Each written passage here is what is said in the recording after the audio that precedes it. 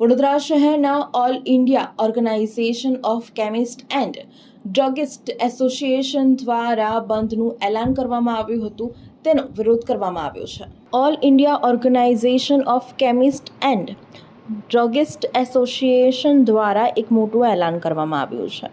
Online દવાઓના વેચાણના વિરોધમાં 20 મેના રોજ દેશવ્યાપી મેડિકલ સ્ટોર બંધ રાખવાનું એલાન કરવામાં આવ્યું છે. ઓનલાઈન ફાર્મસીના વધતા વેપાર સામે કેમિસ્ટ સંગઠનો દ્વારા વિરોધ નોંધાવવામાં આવી રહ્યો છે. જો કે વડોદરા કેમિસ્ટ અને ડ્રગિસ્ટ એસોસિએશને આ બંધમાં નહીં જોડાવાનો નિર્ણય લીધો છે.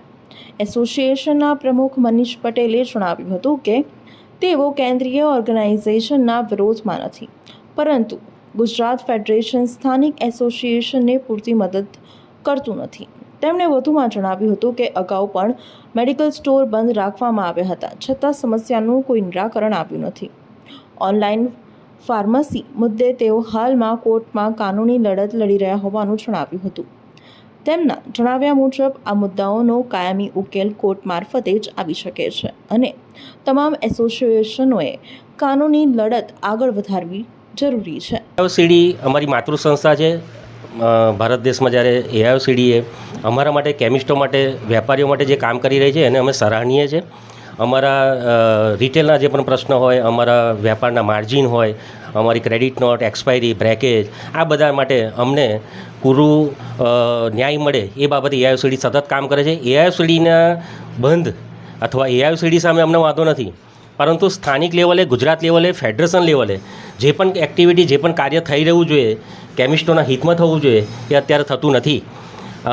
અનરજિસ્ટર્ડ સંસ્થા છે બધે જ. આ ખાલી વડોદરા કેમિસ્ટ એસોસિએશન એ જે ચેરિટી રજિસ્ટર્ડ છે, બાકીની સંસ્થાઓ અનરજિસ્ટર્ડ છે, જેની અંદર મોટાભાગના હોલસેલ વેપારીઓ છે. રિટેલના કેમિસ્ટ હિત માટે કોઈ પણ પ્રકારના કામ થતા નથી. વાત કરીએ જો જીએસટી 2.0 કે જેની અંદર અમલીકરણ થયું ત્યારે એવરેજ દરેક રિટેલ કેમિસ્ટની અંદર ઓછામાં ઓછો 10 લાખનો સ્ટોક એવરેજ હતો.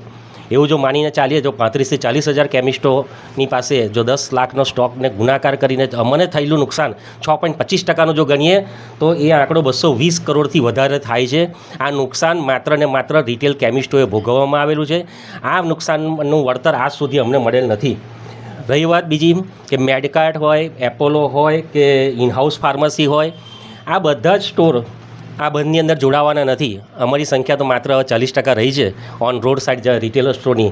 તો બાકીના જો નથી જોડાવાના તો આ બંધને સફળ પ્રતિસાદ કેવી રીતે મળશે એ પણ શંકાનો વિષય છે. બીજી વસ્તુ, બંધ એ અંત નથી. આ કાયદાની લડત છે. કાયદાની રીતે આપણે કોર્ટમાં પણ લડી શકીએ છીએ. 2022ની અંદર માનનીય ગુજરાત હાઈકોર્ટમાં જ્યારે આ કેસ મેં દાખલ કરેલો છે, એની અંદર ફેડરેશનના કોઈ પદાધિકારી કે ફેડરેશન મારી જોડે આ કેસની અંદર સહભાગી થયું નથી. આ જ એમની એક નીતિ સ્પષ્ટ કરે છે કે ખાલી ઓનલાઈનના વિરોધ એ માત્ર આનો અંત નથી. અને આવો વિરોધ અગાઉ પણ 3 વખત બંધ આપવામાં આવેલું છે. 2016થી 2013થી ઓનલાઈન પ્લેટફોર્મ આજે પણ કામ કરી રહ્યા છે. એટલે અમે બંધને માનતા નથી. અમે ચોક્કસ રિટેલ કેમિસ્ટના હિતમાં બધા બહુ મુદ્દા છે અને બધા મુદ્દા હેઠળ જ્યારે કામ કરશે તો અમે પણ ફેડરેશન સાથે છીએ, અમે પણ એઆઈસીડી સાથે છીએ. અને એઆઈસીડીને તો અમે આજે પત્ર લખવાના છે કે અમે એઆઈસીડીનો વિરોધ નથી કરતા, પરંતુ અમારું ગુજરાતનું જે સ્થાનિક નેતૃત્વ છે એ નેતૃત્વ કંઈક ને કંઈક અંશે રિટેલ કેમિસ્ટોના પ્રાણ પ્રશ્નોને હલ કરવામાં નિષ્ફળ નીવડ્યું છે, એ હકીકત છે.